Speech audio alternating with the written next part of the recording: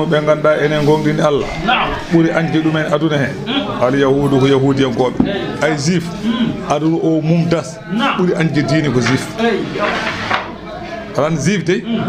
aduna o mum das ɓuuri ande juɗɗo ko juif noon Allah wi a faami yahudiyanke dendagal aduna o fof kañum ɓuuri ande diine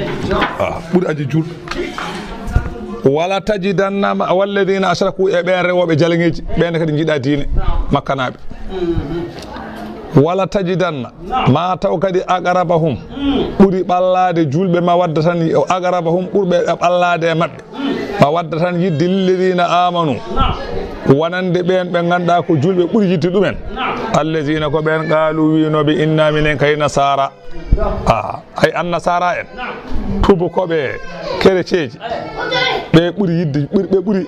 ɓallade yidde julɗo mbi ɓuuri ɓallade yidde julɗo ko ɓe ay amérique naɓe ɓen ko sifuji ɓuuri hew toon ɓe fof ɓuuri andi julɗo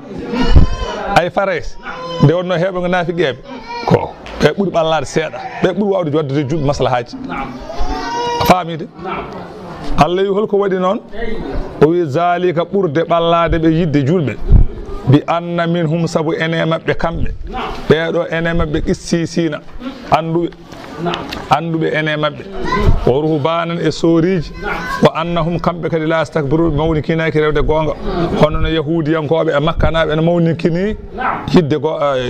rewde gonga ni kamɓe mbayan noon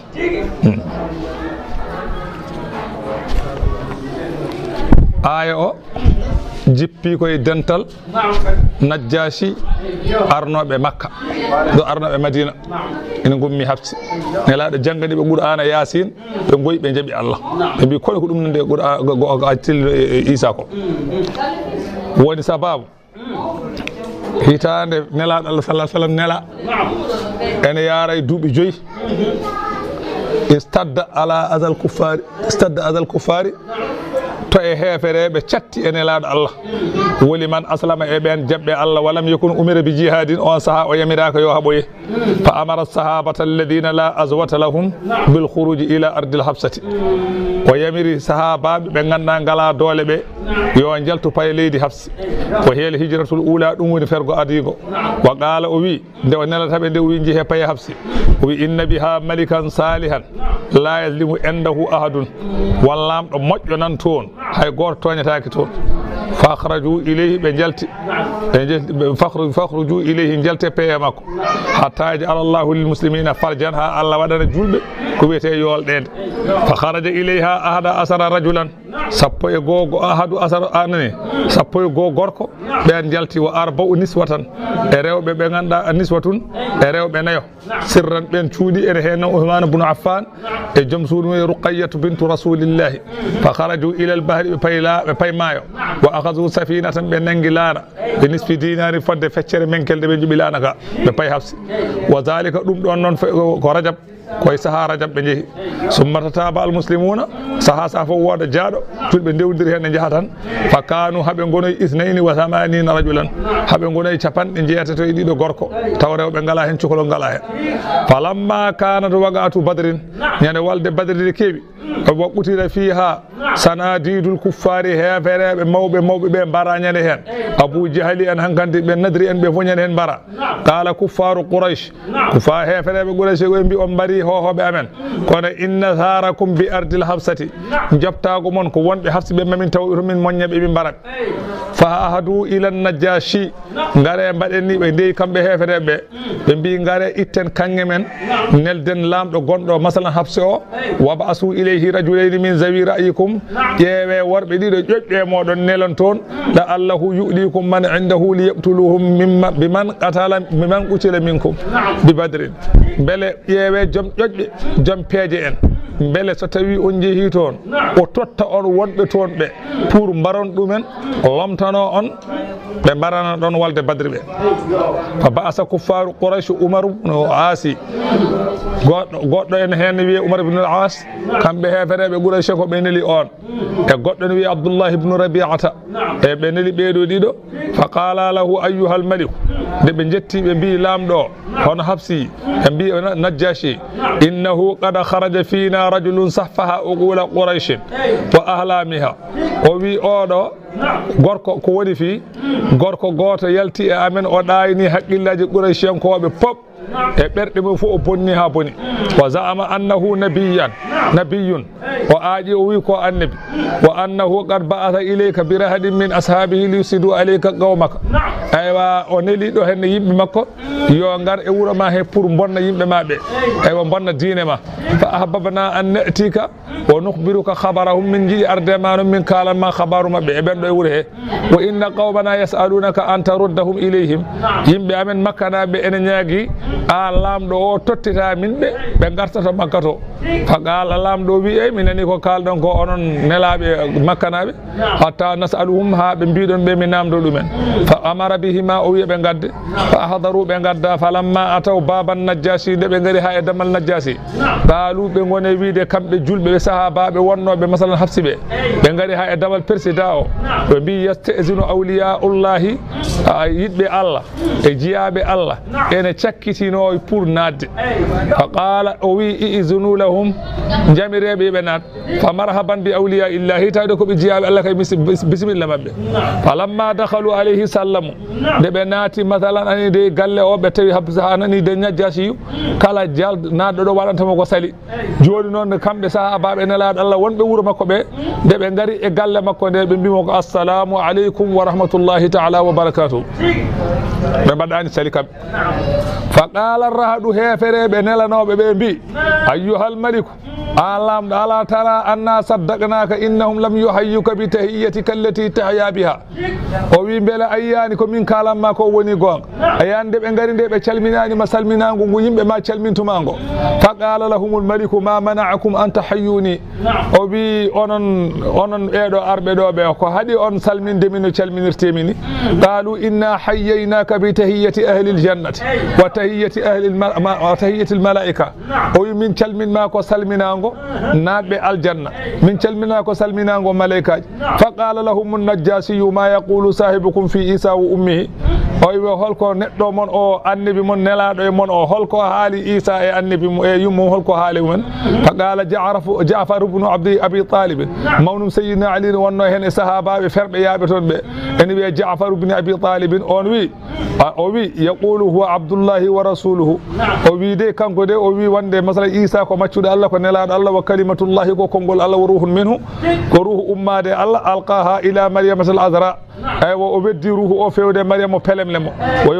wa yaqulu fi maryama innaha al adra al batul o wi maryama ko pelemle mo ganduɗa ko laaɓɗo qala o wi kanko on saha kankone fa akhadha an najjasi udan min al ard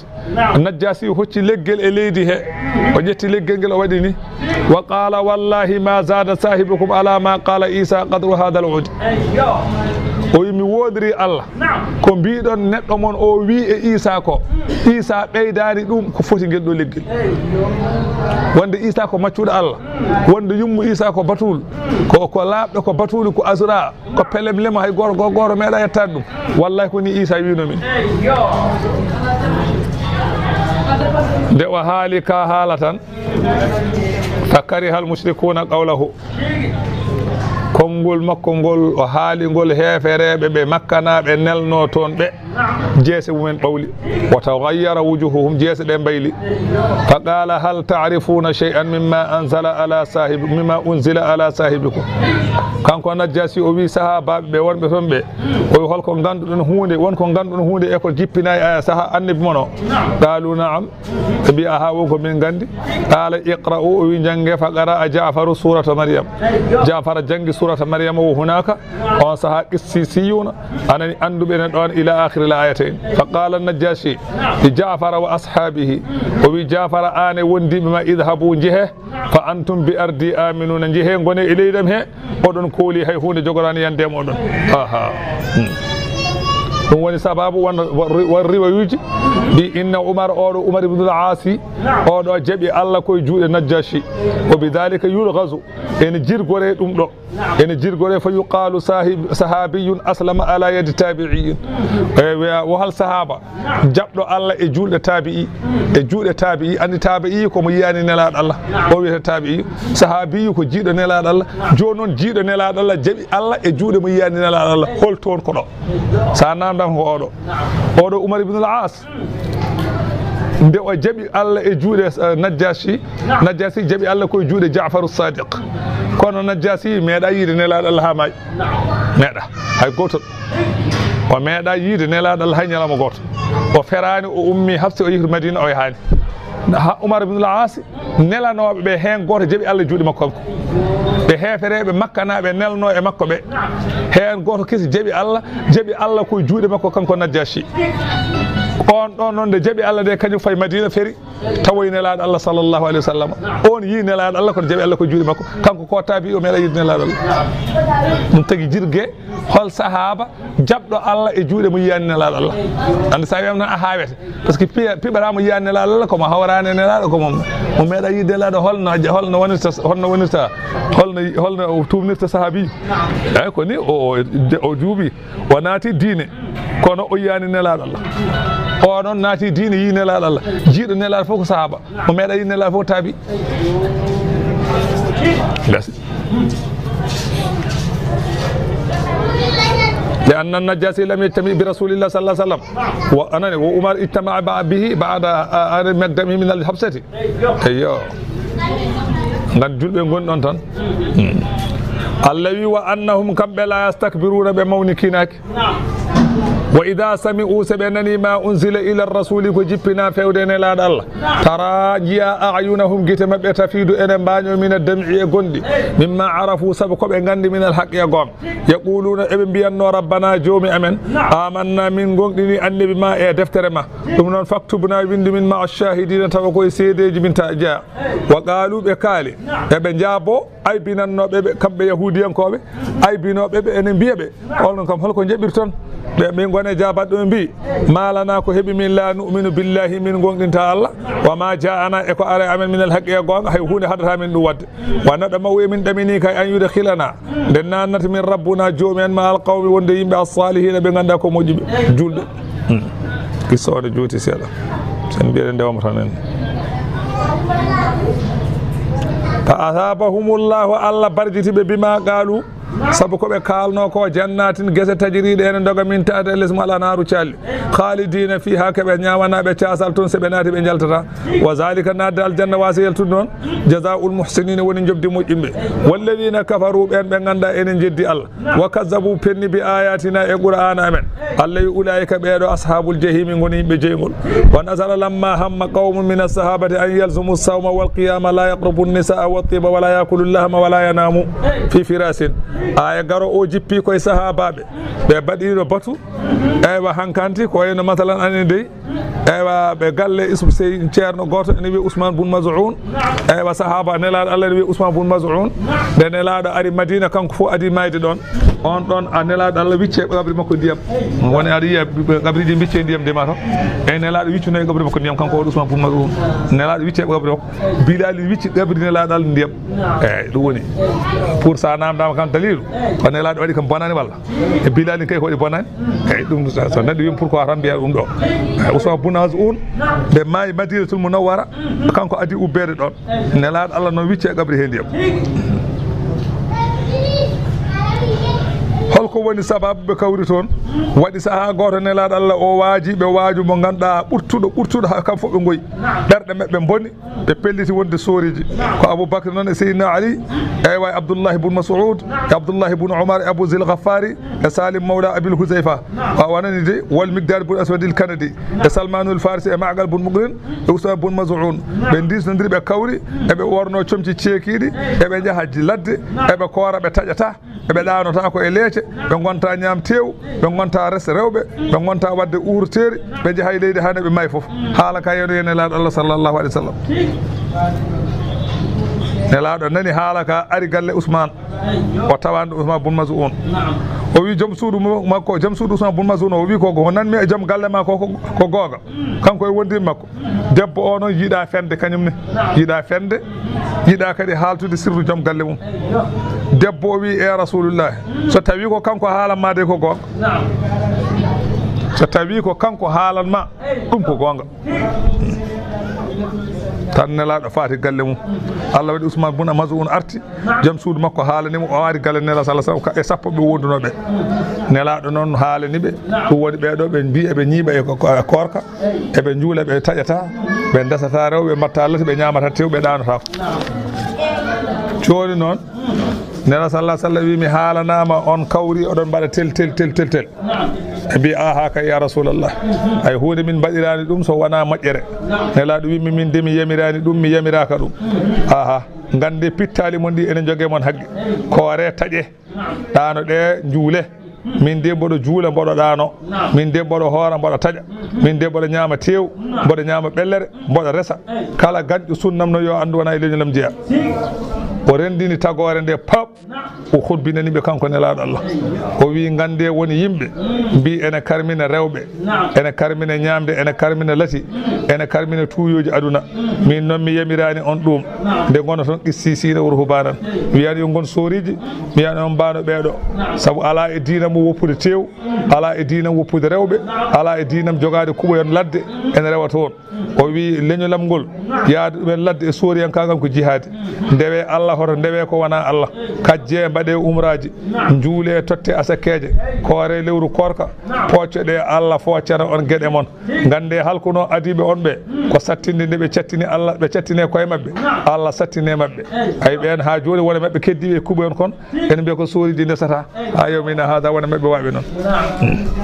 ɗum woni Allah wi ya ayyuhalladina amanu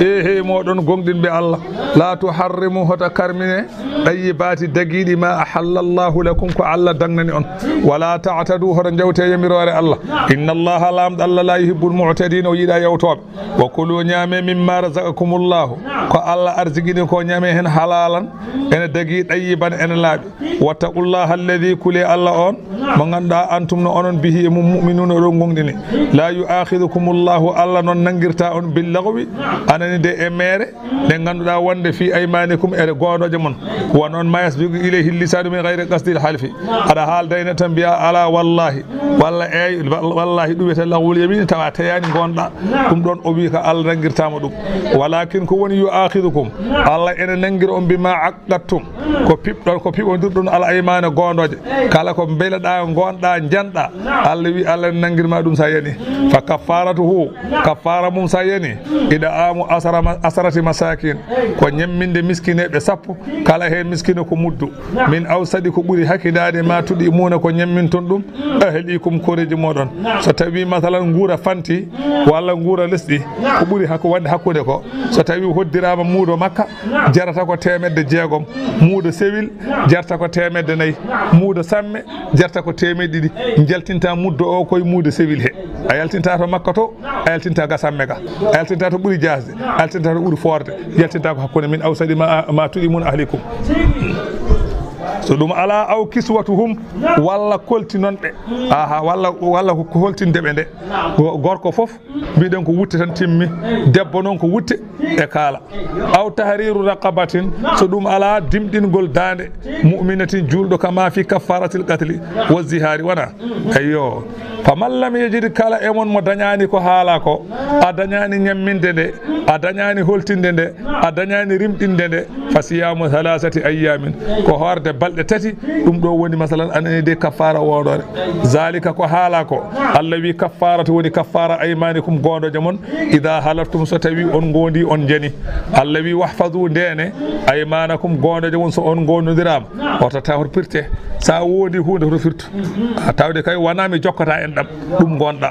billahi alladhi la ilaha illa karim wonta haalde mum ala ɗum yan mbaɗa kafara kalta e makko billahi alladhi min mi jokkata en ɗam yan mbaɗa jokka en ɗam mbaɗa kafara jeeɗo jokka en ɗam billahi alladhi hakkude kare mi weldintaɓe ala yan wondore mo belditinaɓe ɗum kam ɗum ne moƴƴi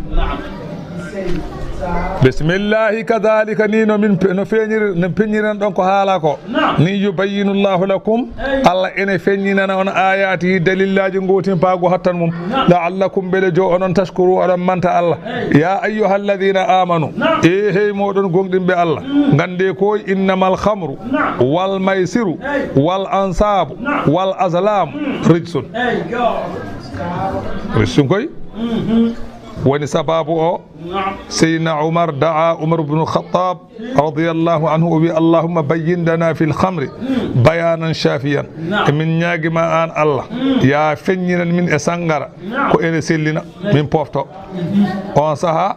جيبي يسألون كون دوم نون وادي نون كو يسألونك عن الخمر والميسر دي اون اي جيبي دي كو دوم سيدنا عمر وي نون اناني احضر رسول الله عمر وقرأها عليه نبي صلى الله عليه وسلم جانغني مو ايو فقال عمر وي بين لنا في الخمر بيانا شافيا جوندي من تو بيلتا تو تاغال دوم الله ادي كدي ايه غودو لا تقربوا الصلاه وانتم سكارى رسول صلى الله عليه وسلم سيدنا عمر وجانغان دum كدي ايه سيدنا عمر ها جوندي سوالا باندي من تو بين لنا في الخمر بيانا شافيا يا فنين من سانغار فنين غول غادا كو تشيلينو on sa odo ay jippi rasul sallallahu alaihi wasallam no de sina umar o jangandum ka faqala intahayna ya rabbi jangani min goppi e jome min goppi intahayna ya rabbi wani ya ayyuhal ladina amanu ehe modon masalan gongri be Allah innamal khamru ay sangara wal maisiru kala ko wirna haqqille ko sangara wete bimi kala ko wirna haqqille tan ko sangara de sayere na hanget ko sangara wal maisir e ko wiite wuri wal ansabu e jalengeji wal ajsam wal azlamu e cigaji risun de do gede ko sobeji ko gede nifnide min amali saydani koy golle saydani ko hen jeya dum non fajatani buhu ndento de dum la allakum bele jo onon tuflihuna odon male gande koy inna ma yuridu shaytan ay saydani muy ko an yugi akone yandinta bainakum hakkum al adawata gangu wal baghda e ganyam tumago fil khamri asangara wal maisri e carte wuri de e masala sangara allah saydani yidi ko yandinde hakkunde modon gangu de wonno sa yari sangara a hangeta jettoda way jettoma an ka don kala wolof so boyi kabot walla so tawi eden bada wuri sa dakki kam tan mi seydani natat so boyi kabel dum non ko seydani wada non waya suddakum kadi o faddo on kadi an zikrillahi ga masalan jangto wol Allah ayata wazifa sa yari sangara de wonno dum kadi sada wada carte ala hawa hasuko bolot so tawi tan ada hawa ayalta a julata wa anis salati ga julde kadi hanma en hanma julde en hanma zikrude Allah Allah wi fa hal antum muntahuna odon goppa yati ono odon goppa walla sayna Umar wi intahayna min goppi Allah wi wa adiullah doftode Allah wa adiur rasul doftode nelado Allah wa hazaru dentode gofi Allah fa in tawallaytum so on gofi so on dunkitima ga doftade Allah fa alamu gande annama ala rasulina ay ko waddi nelado amen al balagul mubin ko jettingol peñgol tan waddi nelado amen du waddi ففي الحديث رسول صلى الله عليه وسلم وقد فعله فلم ينتقل رسول الله للرفيق الأعلى حتى بلغ ما أمر بتبليغه رسول صلى الله عليه وسلم ينجتاكي فاتت الله تبارك وتعالى هو يتنك الله بينو يتن ففي الحديث تركتكم على المحجة البيضاء ليلها كنهارها ونهارها كليلها لا يدل عنها إلا هالك رسول صلى الله عليه وسلم يوبي أن إلاول دنول تال جمع أو ويكون نيلاو ممني نيلاو أو ويكون جمع ممني على مجو ngol don lawol so wana kalki den la de hande ko non wi laysa alal ladina ala eben be ganduda amanu ene gongdini Allah wa amilu salihati dutti golli golleji moji Allah wi beedo ala emumen junahun bakkat fi ma da'imu kebe nyamno e sangara ko adide harminte e ko be banno wuri be nyami ko adine harminte Allah wi bakkar ala e ko bannada ko nyamnuda masalan anende e wuri ko adine masalan wuri harminte ko jarnada e sangara ko adide sangara harminte Allah wi bakkar ala hen idha mattaqaw se ɓe kuli ko harmi ɓe ndentima wa amanu ɓe goɗɗini Allah wa amilu salihati ɓe golli golleji moƴƴi mattaqaw ɓe tabiti e rentade Allah wa amanu ɓe tabiti e gonɗinde Allah mattaqaw ɓe defti kadi ɓe kuli Allah wa asanu ɓe moƴƴini golleji maɓɓe wallahu lamɗo Allah yuhibbul muhsinina Allah noon ene yiɗi moƴƴinɓe saabu kanko woni barjitowo ya ayyuha alladhina amanu hey moɗon gonɗinɓe Allah la yabluwannakum Allahu bi shay'in min as-sayd tanaluhu aydikum wa rimahukum woni sababu oɗo aya jippi ko amal hudaybiyyati hina ahrama rasulullahi sallallahu alayhi wa sallam wa ashabuhu rasulu sallallahu alaihi wasallam e sahababu mu ene karmini wa kanu 1400 on sahabaɓe gonno ko ujunere e temeddanayo neɗɗo bil umrati ɓe karmini nokkuni wiye zulhulayfa wa arsala uthmana li ahli makkata nelaɗo Allah nedi uthman yo ya makka yukhbiruhum bi anna rasulallahi qasidu ziyarata baytillahi rasulu sallallahu alayhi wa sallam woni haajo mum tan ko arde juurade suudu ndu yo ya kanko sayyidina Uthman ɗo zulhulayfata ɗo yo ya to makka o habara makka naɓe nelaɗo Allah arani haɓede ari tan ko juurade suudu Allah yeɓe goppan ɗum suudu ndu fa jalasu yantadiruna Uthman ɓeɓe karmini ɗo eɓe jooɗi eɓe pandi ha sayyidina Uthman ara fa kanat wuhushul barri wa tuyuri tati ilayhim min kulli fajjin a jooɗor tan ha lelle wirtoma hay sa welama tan nagga dogata ha daw tawma ɗo jooɗiɗa jooɗo sarama jaa masalan anani de jawgal ara ha juuro e hoorema fof ko jarabi andi karminan ɗo makka warata waddardade jeeru Allah ɗum woni Allah wi la yabluwannakumullahu Allah ene jarri boro on bi saydil barri aha ɗin bi sey in hunde mina saydi e raddano tanaluhu heɓane aydikum juuɗe mum worima hukum e gayo mon sa welama nanga kirsa sa welama pella ma kono fof Allah wi ko jarabi sa memi a maayi Allah wi waɗirini koli ya'lama Allahu ha Allah ɓeydo andude man yakhafuhu mo ganduɗa mo ene hula ɗum bil ghaibi e birnal Allah kam ne anduno beele mo o ɓeydo andude kadi kulowomo e birnal woɗɗito faman i'tada ba'da dhalika kala mo jaggidi caggal nde haɗa raddi falahu o ne wode ɗum azabul lefte ɗe ganduɗa alimun musde ya ayyuhalladhina amanu hey moɗon gonɗinɓe Allah la taqtulu sayda oɗon bare raddando wa antum hurumun taw oɗon karmini hajju oɗon karmini umra wa man qatalahu minkum kala e moɗon barɗo raddando mutaammidan ene tey fa jazaa'un jobdi mithlu ma qatala min an-na'ami jobdi ko waɗi ko mithlu ma qatala min an-na'ami sa welama mbiyani fa jazaa'un jobdi mithlu ma qatala min an-na'ami ɗum ko yeru ko wari to bange nemoraji walla fa jazaa'u mithli ma qatala ko jobdi hono ko wari ko ko jobdi hono ko wari ko yahkumu bihi ene ñaawandi ɗon jobdi worɓe ɗiɗo zawa adlin minkum ɓe ganduɗa ko joomiraɓe nunɗal jompinal en wawɓe peesde ɓen ñaawata nde ɗon ñaaware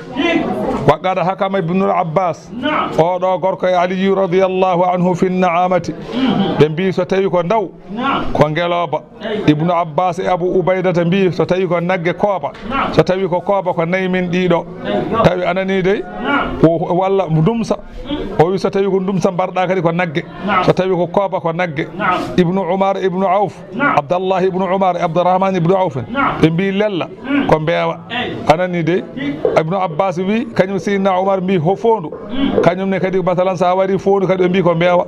walla masalan anani de sa wari jawgal kadi ko mbeewa ɓe mbi ko ɗum tan mbatta nde wonno ɓe mbi mbeewa no yerdata ni noon fondu yerdata to banggue jargol Allah wi hadiyan ɗum ɗon ko hadiya mo ganduɗa jobdi baligal kaabati ndi ene yettine kaaba toon hirsete sakke tewngu e hoɓɓe ɗon ɓe dagota ko kirsa kala ɗo beleɗa ala ɗum wattake Allah wi aw kaffaratun walla ko kaffara onon ɗa'amu masakina ko ñamminde miskineɓe ko ɓuri jaalade ko aɗa ñaama ko fotodiri e ko yimɓe ɓe ñamata ko ƴeewa fodde ɗum e ko mbarɗa ko no fotodiri fof ɗum joɓata a faami de awa adlu zalika walla yeru ɗum to banggue ñamde siyaman to banggue korka ƴeewa masalan ko mbarɗa ko so wiyama masalan mudduji ɗi ko jeeɗiɗi on saaha koora balɗe jeeɗiɗi so wiyama mudduji ɗi ko sappo koora balɗe sappo kala ɗo mudduji ɗi tolni ko ɗum korata seɓe ñaawi kamɓe seeren ɓe Allah wi holko waɗiri ni o wi liya zuuqa beele neɗɗo o heɓa o meeɗa wa baala teddeni jobdi amrihi golle ɗe o golli ɗe afallahu Allah noon yaafima amma salafa ko ɓennuno ko adi nde harminte kala ko mbarnoɗa hen Allah yaafima gande noon wamana aada kala mo rutti e ɗum fa yantaqimullahu minhu ma Allah leptumo wallahu lamɗo Allah noon azizun ko polɗo e laamu makko zuntiqa min joom masalan an leptugol Allah ko polɗo e laamu mum joom leptugol Allah wi uhilla lakum on dagnanama onon yimɓe ɓe on dagnanama raddude saydul bahri raddado maayo yo on ñaam a faami ko kala ko wuurata so wona e ndiyam ko wayno liingu on jamirama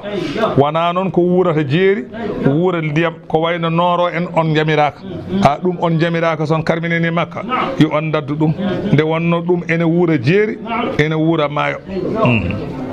sharia noon ittitini ko wayno domru en boddi en yaare en rawandu sayade en liwre en e kala ko jaggitta to banggue masalan diwe ɗum hay sa wari haydara ala hunen wona on paami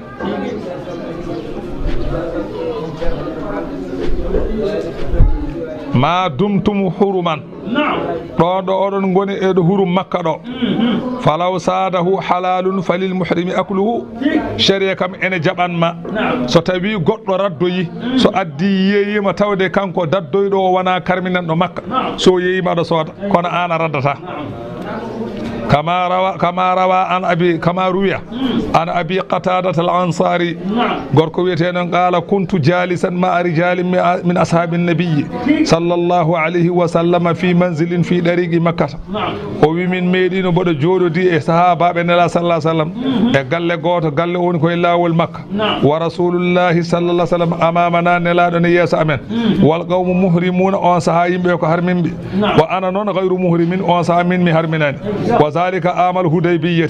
دنكو هتاني هديبية فأبصروا همارا وحشيا كان بصحابة بيتشويني مثلا نمسا أيوة وأنا مسغول أخصف النعل فلم أنني يأذنوني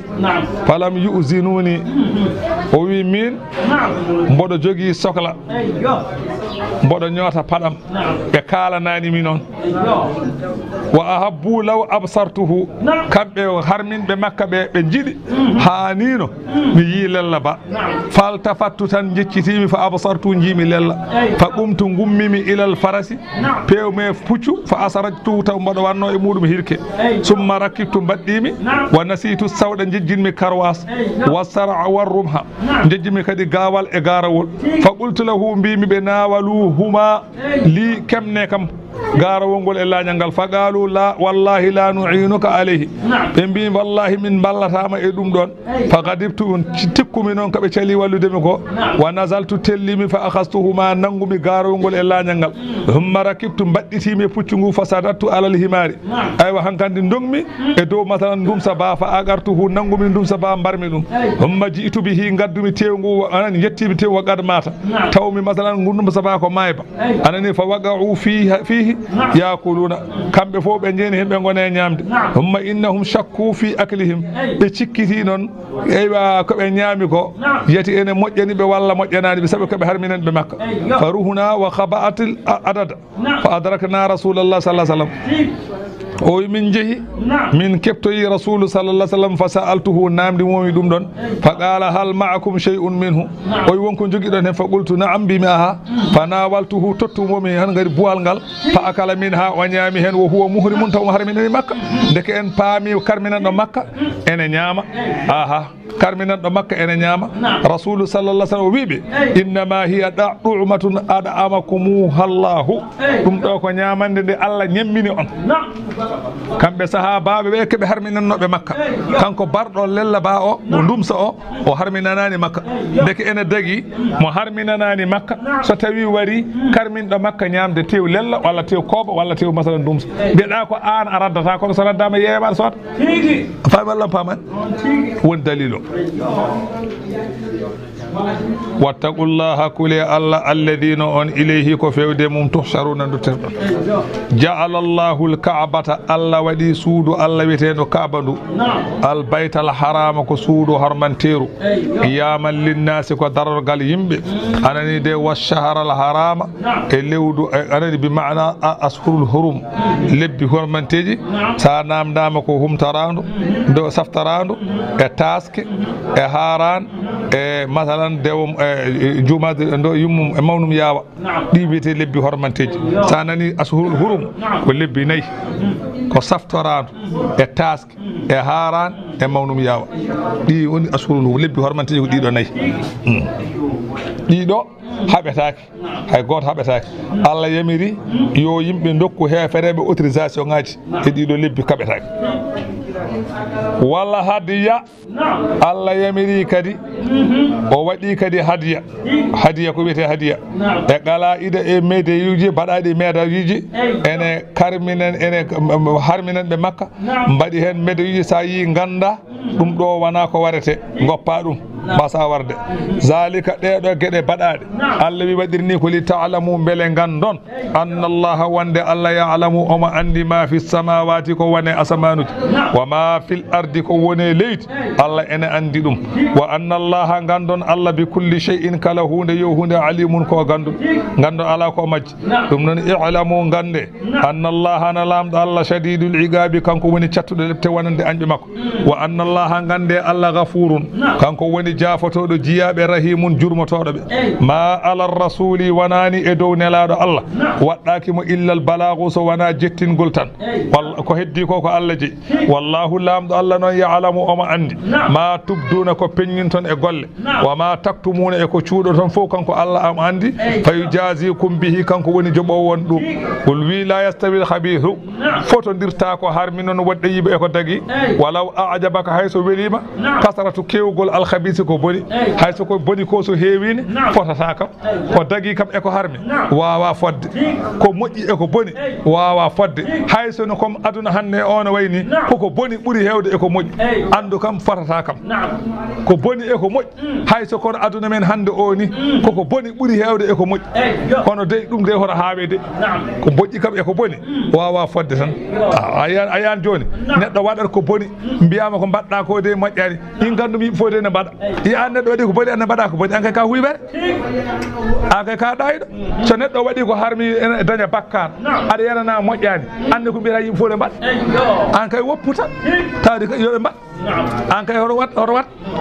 kono enen ko ɗum mbiyeten i kaari en gandumi de kaari ele ne mbaɗa i gandumi ceerno kaari ne waɗa i ceerno kaari waɗi ko boni ene daña wadde ko boni ceerno kaari wona Allah ceerno kaari ko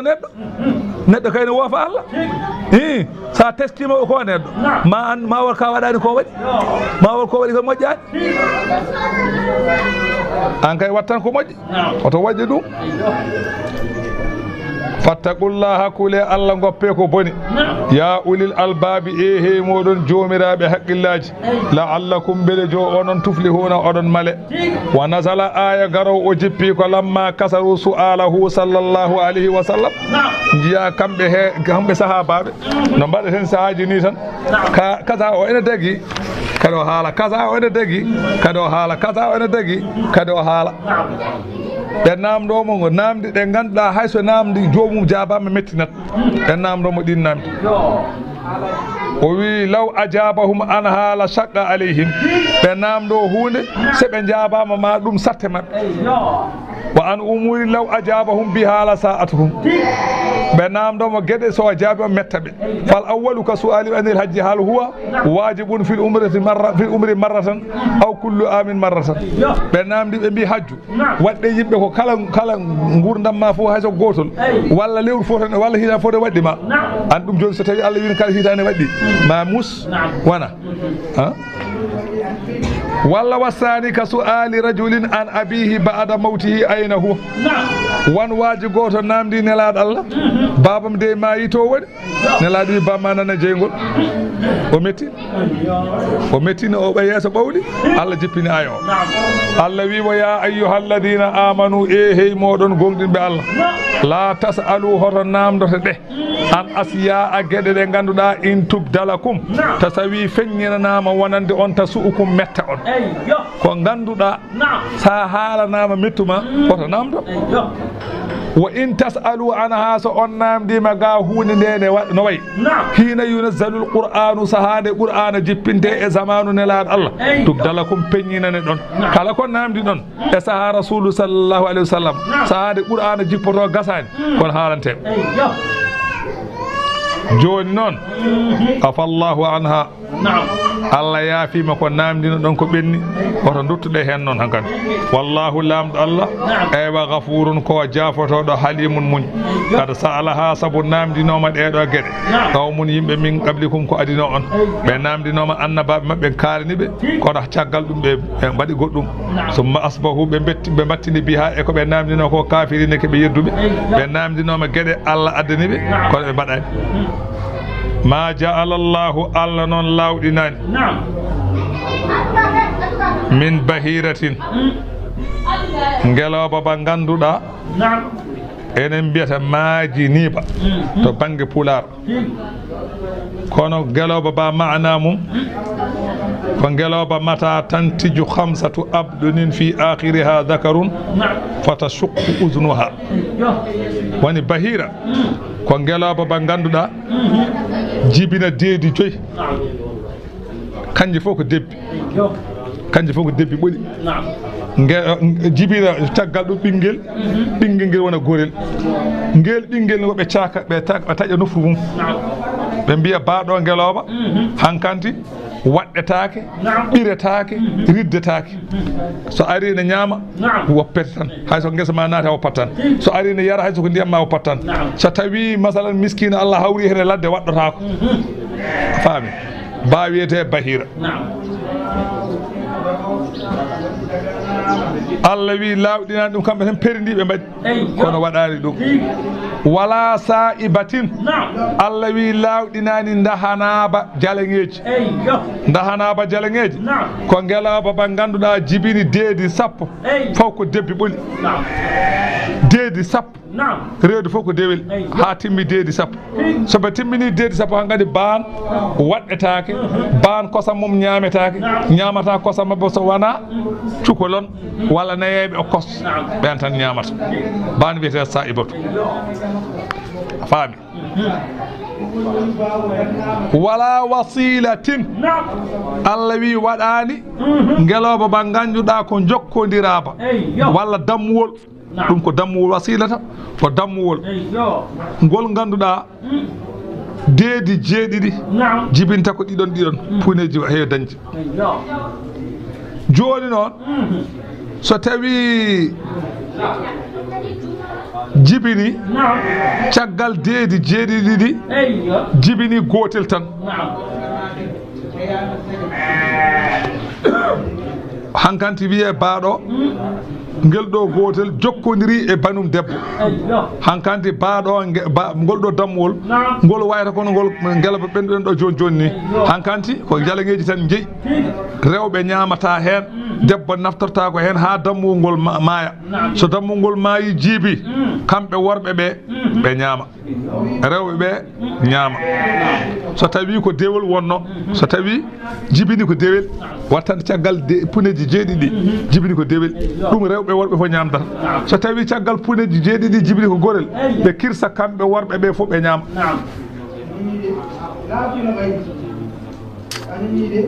hankanti فلو قالوا وصلت أخاها فيتركونه معها فلا ينتفع بها إلا الرجال دون النساء ستوي جبني كو ديول بمبيا نجل دو ديول جوكوندري ديوا بريبي با جونون هانكاند يو هانكاند ووبي نفترتاك دامونغول نفترتاك دum so wana gorko debbo nyaamata dum woni wa qalu khalisatan li zukurina wa muharramun ala azwajina warbe amen tan njey